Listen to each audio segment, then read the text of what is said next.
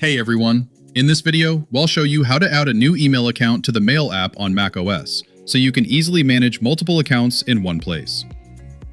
First, go ahead and open the Mail app on your Mac using Spotlight. By default, this app uses your Apple account as the primary email, which usually ends with @icloud.com.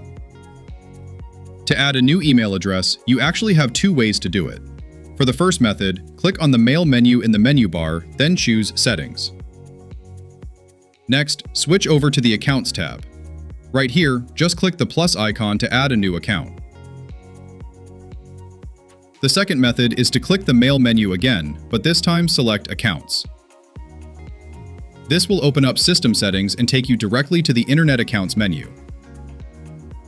From here, click the Add Account button. You can set it up manually, which is what you'd do if you're adding a custom domain email. Otherwise, you can just choose from the list of popular providers down below. For example, if you're adding a Gmail account, select Google. Next, click Open Browser.